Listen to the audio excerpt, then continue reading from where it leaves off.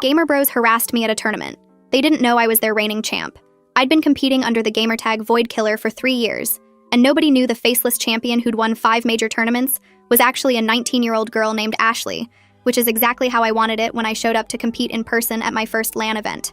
The second I walked into the tournament hall, a group of guys at the registration table started laughing and asking if I was lost, because the anime convention was next door. The tallest one, wearing a team jersey with Calvin on the back, slowly explained that this was a serious competition for professional players, not a casual Friday night where I could play Candy Crush on my phone. His friend Otto asked if my boyfriend was competing and offered to show me where the girlfriend section was so I could cheer properly without getting confused by all the complicated gameplay. When I said I was registering to compete, Calvin spit out his energy drink and said, "Oh, this is precious. She thinks she can hang with real players because she beat her little brother at Mario Kart once." Otto grabbed the registration form from my hands and read my entry out loud in a high-pitched voice, asking if I even knew what APM meant, or if I thought it was some kind of tampon brand. Kevin joined in saying I probably used a controller with pink buttons while my character wore bikini armor because that's the only way girls knew how to play. Calvin grabbed my wrist and forced my hand into position, explaining that real gamers used claw grip for better reaction times, not whatever manicure-friendly technique I probably used. He pressed down hard on my fingers until my knuckles cracked while I wanted to tell him I'd been using that exact grip since I was 12 but kept my mouth shut. Otto dumped out my equipment from my backpack, holding up my custom mouse that cost more than his entire setup, and laughing that it was probably programmed with macros because girls always needed to cheat. They started quizzing me on game knowledge while Calvin stood uncomfortably close, breathing down my neck and saying I smelled like Victoria's Secret instead of grinding ranked matches. When I rattled off the answers perfectly because I'd literally written guides on this stuff, Otto accused me of Googling on my phone and demanded I hand it over. Kevin went through my photos making gagging noises, saying he bet I had an OnlyFans where desperate losers paid to watch me play badly in lingerie. Calvin noticed my tournament badge had a competitor number and his face went red with actual anger. He grabbed it and held it up to everyone in line, screaming that diversity quotas were destroying competitive gaming. I bet she blew the organizer to get that spot, loud enough for the entire hall to hear, and my face went red, but I kept my cool because reacting would just make it worse. Calvin cornered me against the registration table and put his hand over my mouth when I tried to defend myself. Nobody wants to hear your victim complex when everyone knows you're just here to promote your Twitch stream where simps donate their rent money.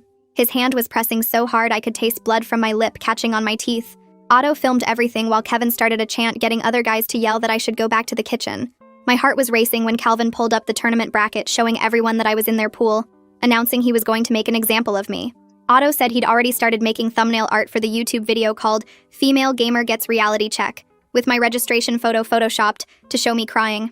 Kevin grabbed my mouse from the table and licked it slowly while maintaining eye contact, saying that's the closest I'd ever get to being touched by a real gamer, then threw it on the ground and stepped on the cable until it sparked. Then Calvin leaned in and whispered the thing that made my vision go white with rage. "After I'm done with you, I'm going to find every girl at this tournament and tell them exactly what happens when they try to invade male spaces. But first I'll make you admit on stream that women are biologically inferior at gaming because our reaction times are scientifically faster and you're all just diversity tokens for sponsorship money." The tournament organizer called our pool to the main stage, and Calvin strutted toward the computers while his friends chanted his name. My legs felt like jelly walking behind them, and my hands were trembling so badly I shoved them in my pockets to hide it, wondering if 3 years of dominating online meant nothing, because these guys had successfully made me feel like that scared 12-year-old girl who first got told she didn't belong in voice chat. This was my only chance to show those guys up.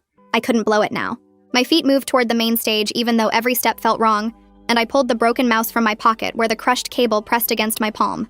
The tournament lights hit my face like a slap and made me squint while Calvin's group was already set up at their computers, laughing about something on Otto's phone. My hands started shaking worse, so I jammed them deeper into my pockets and forced myself to keep walking past rows of monitors and tangled cables. A tech guy in a black polo was checking connections near the stage, so I walked over and pulled out my mouse to show him the damage. The cable had burn marks where Kevin stepped on it and wires stuck out at weird angles from the plastic coating. The tech guy took photos with his tablet and typed something about equipment damage while telling me I'd need a replacement to compete. Calvin spotted me from his computer and stood up yelling across the stage that I was already making excuses before we even started playing. Otto had his phone pointed at me again while he talked loud enough for everyone to hear about how the female couldn't even set up her equipment right. Kevin shouted something about how I should have brought a backup mouse instead of just my makeup bag. My brain screamed at me to tell them I was Void Killer, but I bit my tongue because revealing it now wouldn't help if I lost to these jerks. The surprise would be my only real advantage since they already thought I was trash at the game.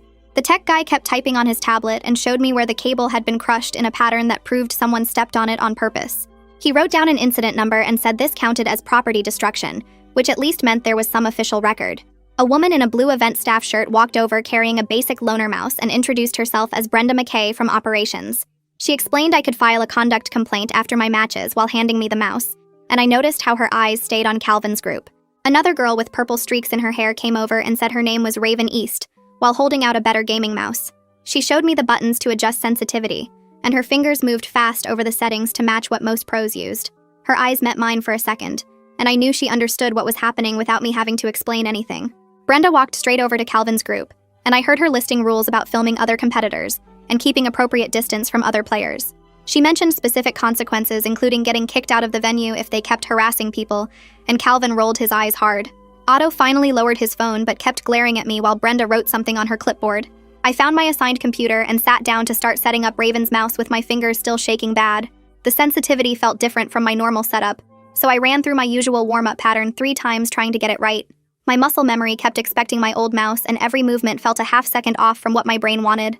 The first match started loading, and my opponent's tag showed someone I didn't recognize from the pro scene. My opening moves were terrible with 2 misclicks that cost me map control in the first 30 seconds. My fingers moved to the wrong keys and my timing was completely broken while my opponent pushed their advantage hard. The first round ended with me getting destroyed, and the score counter showing a brutal gap in points. I forced myself to take a deep breath and tried to slow down my racing thoughts before the next round started. My hands were still shaking, but I made them stay on the keyboard and mouse instead of pulling back. The second round loaded, and I picked a safer strategy that didn't need perfect timing to work. My opponent kept playing aggressive, but I held defensive positions and waited for them to make mistakes. Slowly, my body started remembering how to play, even with the different mouse settings messing with my accuracy. I caught them out of position twice and converted both times into small advantages that added up. The round went longer, but I managed to take it by playing patient instead of trying anything fancy. Game 3 would decide the match, and my stomach was doing flips while the loading screen counted down. Calvin was destroying his opponent 2 computers over, and I could hear him trash-talking loud enough for everyone to notice. Otto kept looking over at my screen and shaking his head like he couldn't believe I'd won a round. The final game started, and I stuck with safe plays that I'd practiced thousands of times online. My opponent tried to bait me into bad trades, but I kept my cool and focused on the basics. Every click still felt slightly wrong, but I was adjusting faster now and landing more of my shots. The match timer counted down while we fought for control of the final objective on the map. My opponent went for a risky play that would have won instantly, but I read it coming and punished hard. The victory screen popped up showing I'd taken the match 2-1 with no style points. Relief washed over me, but I kept my face neutral since showing any emotion would just give Calvin's group more ammo. Calvin stood up from his computer and stretched his arms over his head, while his opponent just sat there staring at the defeat screen. The match timer showed 8 minutes and 40 seconds total, and Otto was already uploading highlights to his Instagram story. Kevin kept shouting about how that noob got wrecked and should uninstall the game forever, while other players turned to watch the commotion. Calvin walked past my setup and made a throat-cutting gesture at me before heading to the water fountain near the back wall. My next opponent loaded in, and I focused on the screen trying to ignore the knot forming in my stomach about what was coming. The match went smoother this time, with my hands finally steady enough to hit my combos without fumbling the inputs. I took it 2-0 with basic strategies that any decent player could execute, but at least I was moving forward in the bracket. A guy with a press badge and expensive camera equipment approached my station holding a wireless microphone with a logo I recognized from streaming events. Esteban Carrillo introduced himself as a reporter covering the tournament and asked if I had a minute to discuss the incident at registration. I told him I couldn't really talk about it on record right now, but maybe we could chat after the tournament wrapped up. He nodded and wrote something in his notebook before moving over to interview the guy who just lost to Calvin about his experience. Someone tapped my shoulder and showed me their phone screen where Otto's video was already getting shared across Twitter and Discord servers. The clip showed me at the registration table with Calvin's group surrounding me, but conveniently cut off right before Kevin destroyed my mouse. The caption read, "Girl tries to play with the boys at major tournament," and already had over 3,000 views in 20 minutes. My stomach felt like it dropped through the floor, seeing how fast this narrative was spreading without any context about what actually happened. Comments were pouring in calling me an attention seeker and saying I probably sucked at the game anyway, which is why I needed special treatment. Brenda appeared near Calvin's group with her clipboard and pulled him aside for what looked like an official conversation based on her body language. She pointed at her badge and then at the security cameras while Calvin's face got redder with each word she said. He kept trying to interrupt, but she held up her hand and continued reading from what must have been the event code of conduct rules. Security guards moved closer to their setup area and positioned themselves between the players and the crowd barriers which hadn't been there before. Calvin threw his hands up and stormed back to his computer, muttering loud enough for everyone to hear about how soft gaming was getting. The bracket updated on the overhead screens showing the next round matchups, and my heart started racing when I saw my name lined up against Calvin. He immediately loaded into our game lobby and started with a cheese rush build that only works if your opponent doesn't scout it coming. My fingers moved to the defensive positions I'd practiced against this exact strategy hundreds of times in ranked matches online. The early pressure hit hard, but I held my buildings and workers safe while his units crashed against my defenses without breaking through. His all-in attack failed and left him behind in economy, which I converted into a steady advantage over the next 10 minutes. The crowd started murmuring when the score screen showed me taking game 1, because nobody expected the random girl to handle his signature aggressive opening. Calvin's face went dark, and Otto stopped filming while Kevin just stared at the screen like he couldn't process what happened. Between games, Calvin raised his hand and called for a referee, claiming my equipment needed inspection for illegal modifications. The ref walked over and picked up Raven's mouse, examining it from every angle, while Calvin insisted there must be programmed macros, giving me an unfair advantage. The ref plugged it into his laptop and ran some kind of diagnostic software that showed all green checkmarks for approved hardware specifications. Calvin slammed his palm on the desk, arguing that the test must be wrong, but the ref shook his head and marked his clipboard with the inspection results. My hands started shaking again, and I couldn't get them to stop no matter how hard I pressed them against my thighs under the desk. Raven appeared at my side and put her hand on my shoulder, whispering that she knew a technique that might help with the nerves. She told me to breathe in for 4 counts, then hold for 4, then out for 4, and she counted the rhythm quietly beside me.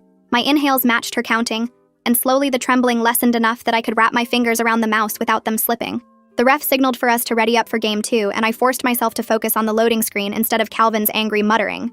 Game 2 started, and Calvin completely changed his approach, playing defensive macro, which caught me off guard after his usual aggressive style. He picked apart every attack I tried with perfect counters and defensive positioning that showed he'd studied high-level play way more than I expected. My units kept getting caught in bad positions where his defensive structures could shred them before they could retreat. Every push I made cost me more resources than him, and the gold difference kept growing wider with each failed attack. My fingers started making small mistakes from the pressure, and I clicked on the wrong unit twice in crucial moments. The crowd behind us got quieter as they watched the score shift heavily in his favor, and I could feel their eyes on my back. Calvin leaned back in his chair with this smug look spreading across his face as he systematically destroyed my main base. The final push came, and I couldn't hold it off with my weakened economy and scattered units. Game 2 went to him in under 15 minutes, and my hands were shaking again as the defeat screen loaded. During the break between games, this guy with a press badge walked up close to where I was sitting. Esteban had been watching from the media section, and he leaned in near my ear, saying my movement patterns looked exactly like someone he'd seen before. He asked quietly if I might actually be Void Killer, but I just shrugged and looked away without answering. His eyes got this excited look like he'd just figured out something huge, and he started typing notes on his phone. Brenda came over and touched my shoulder, asking if I wanted to file that formal complaint right now before continuing. I told her I'd deal with it after this set, since Game 3 would decide who moved forward in the bracket. She nodded and walked to a spot where she could watch Calvin directly without being obvious about it. The referee signaled for us to load into Game 3, but the stream overlay started glitching with weird graphical errors. A technical pause got called, and we had to sit there staring at our frozen screens waiting for the tech team to fix it. Calvin kept muttering loud enough for everyone to hear about how delays only helped bad players who needed extra time to think. The silence stretched on for what felt like forever, with just the hum of computers and occasional coughs from the crowd. My leg wouldn't stop bouncing under the desk, and I pressed my palm against my thigh to make it stop moving. Finally, the overlay got fixed, and the referee told us to resume from where we'd paused in the early game. Otto and Kevin started heckling even louder than before, even though security guards moved closer to where they were standing. Their voices mixed together into this annoying background noise, but I forced myself to focus only on my screen and keyboard. Every click had to be perfect now, since one mistake would end my tournament run right here. My fingers moved across the keys, setting up my economy while scouting his base for any early aggression signs. The game stayed even for the first 10 minutes, with both of us playing safe and building up our armies carefully. I started typing "I'm Void Killer" in the all chat, but stopped myself before hitting enter, since revealing too early wouldn't help. Better to let my gameplay speak first and save the reveal for after if I managed to win this. The mid-game fights started happening all over the map, and we traded units back and forth pretty evenly. Calvin tried to sneak an expansion, but I caught it with my scout and shut it down before it could finish. The resource advantage from denying that base started adding up slowly, and I converted it into better upgrades. Our armies crashed together in the middle of the map for what would probably be the final battle of the game. I managed to get better positioning on the high ground, and my ranged units could hit his front line without taking return fire. His units started melting faster than mine, and he tried to retreat, but I'd already sent a small force to cut off his escape route. The fight was incredibly close, but my positioning advantage made just enough difference to win the engagement. Calvin's main army got wiped out, and I pushed straight into his base while he scrambled to rebuild defenses. He typed "GG" in chat, but when I stood up to shake hands, he just turned away, muttering something about luck. The standard handshake after matches was basic etiquette, but I wasn't going to force it if he wanted to be a sore loser. Calvin immediately raised his hand, calling for officials, and started yelling that I must be using macros or scripts. He demanded they inspect my computer and review all the match logs to find evidence of cheating. His face was red and sweaty while he pointed at me saying no girl could beat him without illegal assistance. The head referee came over looking tired of dealing with false accusations, but protocol meant they had to investigate any formal complaint. I handed over Raven's mouse without arguing and stood back while they plugged it into their diagnostic laptop. The tech team pulled up my input logs from all 3 games and started reviewing them on the big screen for everyone to see. My actions per minute stayed consistent within normal human ranges, and there were no suspicious patterns indicating automation. They checked the mouse software for any programmed macros, but found only the standard DPI settings that every competitive player uses. The inspection cleared me completely after about 10 minutes of thorough checking, and the referee turned to address Calvin directly. Brenda stepped forward with her clipboard and issued Calvin an official conduct penalty for making false accusations without evidence. She explained that harassment through baseless cheating claims was specifically listed in the tournament code of conduct he'd signed. Otto kept filming everything, but now his clips included Calvin's tantrum and the officials shutting down his protests publicly. The narrative online started shifting as people shared videos of Calvin getting penalized for trying to get me disqualified after losing fairly. I pulled out my phone between rounds and started taking photos of my broken mouse from every angle, capturing the melted plastic where Kevin had stomped on the cable. The tech staff member who'd examined it earlier walked over and I asked him to look at it again while I documented everything. He pointed out specific damage patterns that showed deliberate crushing force rather than accidental damage, and I wrote down his badge number as a witness. My fingers moved quickly typing timestamps for when each incident happened, and listing everyone who saw the damage, including 2 other competitors who'd been standing nearby. The simple act of building this record made my hands stop shaking for the first time since walking into the venue. Esteban sat at a corner table typing rapidly on his laptop, and I could see him pulling up statistics about female dropout rates at gaming events.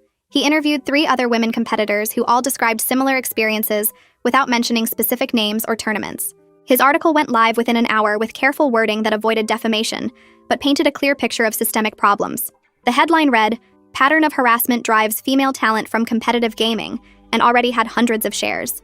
A man in an expensive suit approached Brenda's admin desk, and I recognized the sponsor logo on his badge as Ashok Shah from one of the major hardware companies. He gestured at the crowd and spoke quietly but firmly about brand reputation and the need for visible policy enforcement.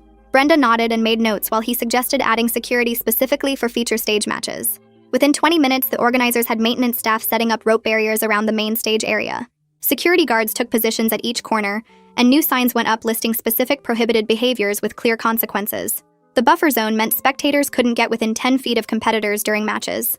My name got called for the next pool match, and I sat down feeling the borrowed mouse respond better to my movements. Each click landed exactly where I intended, and my opening build flowed smoothly without hesitation. The opponent tried an early harassment strategy, but I scouted it perfectly and countered hard. My fingers found their rhythm and muscle memory took over completely. The second game went even smoother as I predicted every move and shut down attacks before they could develop. My final pool match was against a player I'd beaten online dozens of times, though he didn't know it. He played predictably, and I dismantled his strategy piece by piece with calm precision. The win secured my spot in bracket play, and I stood up feeling like myself for the first time all day. My phone buzzed constantly with notifications, and I made the mistake of checking them. Death threats mixed with messages of support created a jarring contrast that made my stomach turn. Someone had posted my personal social media accounts, and strangers were flooding every platform. I switched to airplane mode except for brief checks between matches to see if anything urgent came through. The game client on my computer showed private messages from usernames I recognized as top players. They wrote things like, "Your macro game looked familiar," and "Keep pushing through this," without directly saying they knew who I was. Even these small anonymous supports helped ease the isolation of being the only target. A security guard approached with an iPad showing grainy footage from venue cameras. The video clearly showed Kevin's foot coming down on my mouse cable multiple times while Otto filmed and laughed. They explained they were building a case for property damage and needed my written statement about the equipment's value. Raven appeared at my shoulder during the break and suggested we get some air outside. We walked to a quiet area behind the venue where delivery trucks were parked and nobody would bother us. She told me about her first tournament where guys had hidden her keyboard before matches. I shared my story about being kicked from voice chat repeatedly when I was 12. We compared notes on the exhausting grind of constantly proving ourselves just to exist in these spaces. The shared understanding felt like finding an oasis in a desert of hostility. Something about her genuine support made me want to stop hiding, and I found myself saying the words quietly. "I'm actually Void Killer," came out barely above a whisper, but her eyes went wide with immediate recognition. She grabbed my arm and her whole face lit up with excitement before she caught herself and lowered her voice. "I knew it. Your movement patterns are exactly the same," she said, and promised to keep it secret until I was ready. Having just one person who knew the truth lifted a weight I hadn't realized was crushing me. The break ended, and I walked back inside to the admin desk where they were updating bracket seedings for the quarterfinals. My hands typed Void Killer, Ashley, into the stream tag field, and I stared at the screen for a few seconds before clicking submit. The change went live instantly, and I watched my phone light up with notifications as people started connecting my face to the name. Walking to my setup, I could hear murmurs spreading through the crowd as more people checked the stream and saw who I really was. The overlay on the main screen updated with my full identity, and the Twitch chat scrolled so fast it became a blur of messages. Some viewers typed, "No way, that's really her," while others posted screenshots comparing my gameplay from earlier matches to old Void Killer footage. My warm-up routine helped steady my breathing as I loaded into the practice range and ran through my usual drills. The quarterfinal opponent sat down across from me looking confused after checking the updated bracket on his phone. Game 1 started rough with my fingers feeling stiff, and my timing completely off on basic combos. He took an early lead while I struggled to find my rhythm and made stupid mistakes I hadn't made in years. Between games, I closed my eyes and focused on the muscle memory built from thousands of hours of practice. Game 2 went better as I stuck to safe strategies and solid fundamentals instead of trying anything fancy. My macro play slowly pulled ahead, and I took the second game with careful positioning. Game 3 came down to one final fight where I barely edged out the win through better resource management. Standing up from the computer, I noticed Calvin waiting near the hallway that led to the bathrooms. He stepped directly in my path despite the earlier warnings about keeping distance from me. His hand grabbed my shoulder and he started saying something about how I cheated, but security appeared immediately. 2 guards pulled him away while he kept shouting, and his whole group got escorted toward the exit doors. Their faces turned red with anger as they realized they were actually getting kicked out of the venue. Esteban approached with his recorder and asked if I'd give an official statement about everything that happened. I told him I'd talk after the tournament ended, but only about specific topics I was comfortable discussing. He nodded and wrote down my contact info for a follow-up interview once things calmed down. The semifinal match started 20 minutes later against a player who'd been competing professionally for 6 years. His experience showed in every decision as he picked apart my strategies and punished every small mistake. Game 1 ended quickly in his favor, and Game 2 wasn't much better despite my adjustments. I managed to take 1 game off him through an unexpected all-in strategy, but lost the series overall. 3rd place at my first LAN tournament while dealing with harassment still felt like an accomplishment worth being proud of. Brenda found me after the match with a tablet and several forms for filing the official incident report. Each section required specific details about times, witnesses, and exactly what happened with the damaged equipment. The process took forever as we went through every field and documented all the evidence I'd collected. She helped me attach the photos of my broken mouse and the witness statements from other players. A shock from one of the major sponsors walked over with a voucher for their equipment store. He explained their company was taking a stronger stance against harassment and wanted to replace my destroyed mouse. I accepted the offer while understanding this was more about protecting their brand image than actually caring. The voucher would at least get me a new mouse without having to pay out of pocket for someone else's vandalism. The tournament organizer took the main stage microphone and announced that Calvin's group had been ejected from the venue. He added they were temporarily suspended from all events pending a full investigation of today's incidents. Players throughout the venue looked up from their games as the announcement made it clear there were actual consequences. Other competitors started talking about similar experiences they'd had at previous tournaments. Back at the admin desk, I opened a document and started typing a brief statement about my identity. Each word needed to be factual and professional without giving trolls any emotional ammunition to use against me. I confirmed I was Void Killer and had been competing under that name for 3 years. The statement condemned harassment in competitive gaming without using inflammatory language or personal attacks. I mentioned the importance of creating safe spaces for all players regardless of gender or background. The final paragraph thanked the tournament staff and fellow competitors who'd shown support throughout the day. After reviewing it 3 times, I saved the document and prepared to post it on my social media accounts. My phone showed hundreds of messages, but I'd deal with those later when I had energy to sort through them. The important thing was that I'd competed, placed 3rd, and shown everyone that I belonged here. Calvin and his friends were gone, banned from the venue with their behavior documented for everyone to see. Tomorrow would bring new challenges, but right now I just wanted to pack up my stuff and process everything that happened. My phone was already blowing up with notifications, so I opened Twitter first and saw my mentions split between people calling me brave and others saying I faked the whole thing for attention. The hate messages outnumbered the support 3-1, with guys posting screenshots of my gameplay claiming I must have cheated somehow. I switched my account to private and started blocking anyone with anime profile pics, sending death threats about ruining gaming. My Instagram had dozens of DM requests from random accounts with messages I didn't even want to read based on the previews. I turned on the strictest moderation settings and limited comments to only people I followed back. Setting up a press contact email took 5 minutes on my phone while muting all notifications except from my approved friends list. The tournament coordinator walked onto the main stage and started calling people up for the awards ceremony. I found a seat near the back and watched them hand out trophies for 1st and 2nd place. When they announced a special sportsmanship award, the coordinator called my name and motioned for me to come up. My legs felt weak walking up those stairs with everyone watching, but I made it to the stage. The coordinator handed me a small plaque while saying something about grace under pressure that I barely heard over my heartbeat. The trophy felt lighter than I expected, and the engraving was already smudged, but at least they acknowledged what happened. Walking back to my seat, several players nodded at me with what looked like respect, or maybe just pity. After the ceremony ended, I grabbed my backpack and headed for the exit where Raven was waiting by the doors. She pulled out her phone and we swapped Discord tags and Steam IDs for future practice sessions. "We should run some sets online next week," she said while saving my contact info. I texted my mom that everything was fine and I'd be home in a couple hours. My dad replied immediately with 17 question marks, but I'd explain everything later in person. Raven gave me a quick hug before heading to her car, and I stood there for a moment feeling less alone. The drive home passed in a blur and I crashed into bed still wearing my tournament shirt. My doorbell woke me up the next morning with a delivery guy holding a box from the sponsor. Inside was the replacement mouse, exactly the same model Calvin's friend had destroyed yesterday. I plugged it into my computer and opened my streaming software for the first time in days. My hands moved through the familiar setup process, adjusting the camera angle to actually show my face this time. The stream title read, "Void Killer Plays Ranked," and I hit the Go Live button before I could overthink it. My viewer count jumped to 300 within seconds as I loaded into my first match. The fear sat heavy in my chest, but my fingers found their rhythm on the keyboard anyway. This was my space, and nobody could take that away from me anymore. All right, that's a wrap on today's little journey. Really appreciate you hanging out and wandering through all this with me. Hope to see you back here again soon. Like the video, it helps more than you think.